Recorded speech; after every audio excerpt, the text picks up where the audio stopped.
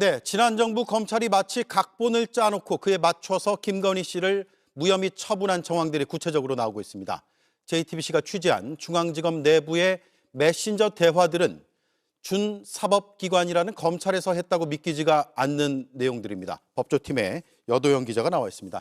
일단 문제 김건희 씨 불기소 문건이 작성되기 전과 후의 상황을 한번 짚어볼까요? 네, 이창수 중앙지검장이 취임한 때가 2024년 5월입니다. 그리고 그 뒤에 같은 달이죠. 검찰 수사팀은 불기소 문건을 만들었습니다. 이 문건은 김건희 씨를 수사하는 중앙지검 반부패 2부 컴퓨터에서 발견된 것으로 알려졌습니다. 두 달 뒤인 7월에는 황제 조사 논란이 불거졌던 김건희 씨 출장 조사가 이뤄집니다. 그리고 검찰은 2024년 10월에 김건희 씨를 무혐의 처분합니다. 조사 2달 전, 그리고 무혐의 처분 5달 전에 이미 불기소 문건이 작성된 셈입니다. 특히 대면 조사를 하기 전인데도 불기소 문건에는 김건희 씨의 예상 진술이 담겨 있던 것으로 파악됐습니다. 네. 취재해보니까 실제로 이 불기소 문건에 따라서 수사가 진행된 정황이 검찰 내부 메신저에서 나오는 것이죠. 그렇습니다. 특검은 수사 과정에서 불기소 문건을 참고해라 이런 내용이 담긴 중앙지검 메신저도 이렇게 확보했습니다. 김건희 씨를 무혐의하는 과정에서 미리 만들어둔 불기소 문건을 참고하라라는 취지의 대화가 오간 겁니다. 그리고 해당 문건에 담긴 증거 불충분 이 문구가요. 김건희 씨를 무혐의 처분하면서 썼던 그 10월 달에 공개됐던 불기소장 내용과 같습니다. 네. 앞서 이 문건을 확보했던 김건희 특검은 미리 만든 불기소 문건이 실제 김건희 씨 불기소 그 문건에도 영향을 미쳤다라는 결론을 수사보고서로 담아서 2차 특검에 넘겼습니다. 네, 증거 불충분이 불기소의 핵심 사유였잖아요. 그리고 또 하나가 수사보고서 날짜를 허위 기재한 것인데 역시 검찰 메신저가 단서가 됐죠. 네, 보통 수사보고서를 쓰고 최종 결정을 하는데요. 특검은 김건희 씨 수사의 경우에는 반대로 무혐의 처분을 한 다음에 수사보고서를 다시 쓴 정황을 포착했습니다. 검찰 내부 메신저입니다, 이번에도. 수사보고서 완료 날짜를 두고 날짜 바꿔도 되냐 묻고 또 특정 날짜를 언급하는 이런 대화도 남아있는 것으로 파악됐습니다. 검사끼리 나눈 대화라는 거죠? 그렇습니다. 네, 재수사 등을 대비해서 무혐의 논리를 추가 보강한 건 아닌지 의심됩니다. 특검은 직권남용 혐의에 더해서 허위 공문서 작성 혐의가 있는지도 살펴보고 있습니다. 네, 가장 중요한 건 윗선은 도대체 누구인가라는 점이잖아요. 네, 2차 특검은 직권남용 혐의로 검찰을 압수수색하면서도 피의자는 성명불상자로 기재했습니다. 다만 메신저 대화가 상급자와 하급자 간 대화로 추정되는 만큼 당시 중앙지검 지휘 라인에 초점을 맞추고 있습니다. 2차 특검은 압수수색에 앞서서 이창수 당시 중앙지검장과 조상원 4차장 검사를 최근 출국 금지하기도 했는데요. 특검은 김건희 씨가 박성재 당시 법무부 장관에게 내 수사 어떻게 되어가고 있냐 이렇게 묻는 텔레그램 보낸 것도 수사무마 의혹과 관련이 있는지 확인할 것으로 확인할 예정입니다. 네, 이 의혹은 계속 커질 것 같고 관련 수사도 속도를 낼 것 같습니다. 여러분, 수사는 원래 증거를 보고 결론을 내리는 과정이어야 합니다.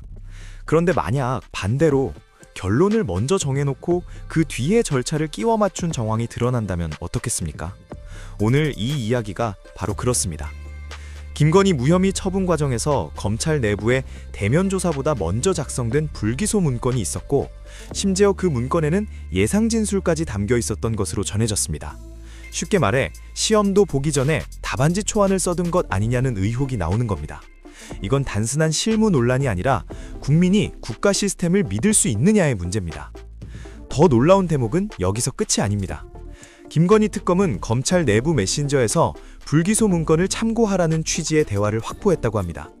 또 무혐의 처분 뒤에 수사보고서를 다시 손본 정황, 그리고 날짜를 바꿀 수 있느냐는 대화까지 포착했다고 전했습니다. 보통은 수사보고서를 정리하고 결론을 내리는데 이 경우는 결론이 먼저 보고서가 나중이었다는 의심이 제기되는 겁니다. 시청자 여러분, 이쯤 되면 국민이 묻게 됩니다. 도대체 검찰은 누구를 위해 존재하는가? 법 앞에 평등이란 말이 힘 있는 사람 앞에서는 왜 이렇게 자주 흔들리는가? 이 장면은 세계사에서도 낯설지 않습니다. 미국 워터게이트 사건이 남긴 가장 큰 교훈은 단순한 불법 행위 자체보다 권력이 그것을 덮으려 할 때 민주주의가 더 크게 흔들린다는 점이었습니다.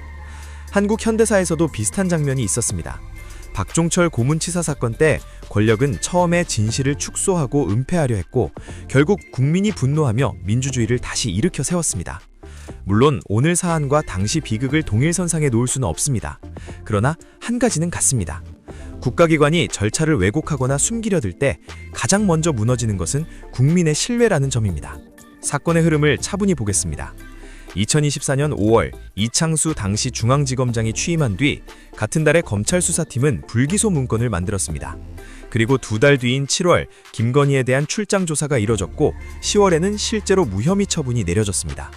문제는 순서입니다. 수사보다 먼저, 무혐의보다 훨씬 먼저 불기소 문건이 준비돼 있었다는 겁니다. 더구나 그 문건의 증거 불충분 표현이 실제 불기소장 내용과 같았다고 하니 국민 입장에서는 수사가 결론을 향해 간 것인가, 결론이 수사를 끌고 간 것인가 라는 의심을 가질 수밖에 없습니다. 쉽게 설명하면 이렇습니다.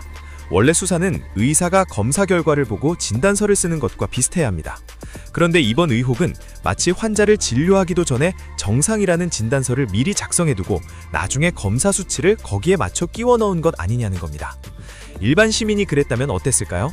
세무조사든 경찰조사든 검찰조사든 절차를 거꾸로 밟았다면 바로 문제 삼았을 겁니다.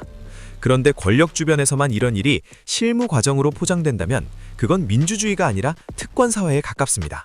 진보의 관점에서 이 문제를 보는 이유도 바로 여기에 있습니다. 법은 약한 사람에게만 엄격하고 강한 사람에게만 유연해서는 안 됩니다. 여기서 떠오르는 우리 역사도 있습니다. 3.15 부정선거는 국가기록원 설명대로 사전 계획에 의해 부정이 준비되고 절차가 권력의 목적에 맞게 동원된 사건이었습니다. 지금 이 사건이 그때와 같다고 말하는 건 아닙니다. 하지만 비유는 가능합니다. 민주주의의 가장 무서운 적은 탱크만이 아닙니다. 정상적인 절차인 척하면서 결론을 미리 설계하는 행태가 더 위험할 때가 있습니다. 겉으로는 서류가 있고 보고서가 있고 메신저가 있지만 실제로는 그 모든 것이 이미 정해진 결론을 위한 장식품이 된다면 국민은 제도를 믿지 못하게 됩니다. 또 하나 중요한 대목은 윗선입니다. 김건희 특검은 압수수색 과정에서 피의자를 성명불상자로 적었지만 내부 메신저 대화가 상급자와 하급자 사이 대화로 추정되는 만큼 당시 지휘 라인에 초점을 맞추고 있다고 했습니다. 이창수 당시 중앙지검장과 조상원 4차장 검사에 대한 출국 증의 조치도 보도됐습니다.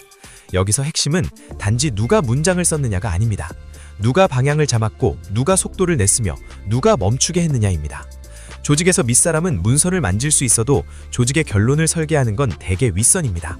그래서 국민이 궁금한 건 단순히 실무자 몇 명이었나가 아니라 권력의 의지가 어디까지 작동했느냐입니다. 이 사안을 보는 가장 중요한 기준은 정치적 호불호가 아닙니다. 김건희를 좋아하든 싫어하든 보수를 지지하든 진보를 지지하든 누구나 똑같이 물어야 합니다.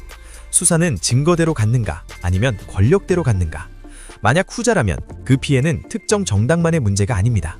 다음번에는 어느 정부, 어느 권력, 어느 사건에서도 똑같은 일이 반복될 수 있습니다. 그래서 이 문제는 한 사람의 무혐의 여부를 넘어 대한민국 사법 시스템이 아직도 권력 앞에서 비틀리는가를 묻는 시험대입니다. 미국 워터게이트가 남긴 교훈은 결국 이것이었습니다. 민주주의는 완벽해서 유지되는 게 아니라 권력형 운패를 끝까지 추적하고 드러내는 힘이 있을 때 유지된다는 것입니다. 우리나라도 마찬가지였습니다. 박종철 사건의 진실이 드러나지 않았다면 1987년의 변화도 그렇게 빨리 오지 못했을 겁니다. 시민이 이건 이상하다고 느낄 때 언론이 파고들고 수사기관이 다시 들여다보고 끝내 책임을 묻는 과정이 있어야 나라가 앞으로 갑니다. 거창한 구호가 아닙니다. 힘센 사람에게 더 엄격한 기준을 들이대고 제도가 약자를 지켜야 한다고 요구하는 상식입니다. 결국 이 사건의 본질은 이 한 문장으로 정리됩니다. 무혐의가 문제냐, 유혐의가 문제냐 이전에 그 결론에 이르는 과정이 국민 앞에 떳떳했느냐 하는 것입니다. 지금 필요한 건 정치적 방탄도 정치적 선동도 아닙니다. 필요한 건 문건이 왜 먼저 만들어졌는지, 왜 예상 진술이 들어갔는지, 왜 보고서 날짜를 바꾸려 했는지, 그리고 그 판단을 누가 지시했는지 끝까지 밝히는 일입니다. 국민은 더 이상 믿어달라는 말로만 움직이지 않습니다. 이제는 기록으로, 절차로, 책임으로 증명해야 할 시간입니다. 오늘의 결론은 분명합니다. 권력이 법 위에 서는 순간 민주주의는 흔들립니다. 그러나 시민의 감시가 권력 위에 서는 순간 민주주의는 다시 바로 섭니다. 구독과 좋아요로 우리 정치를 바로 세우는 힘을 보태주십시오. 시청해주셔서 감사합니다. 진실의 힘을 믿습니다. 정치공장이었습니다. 감사합니다.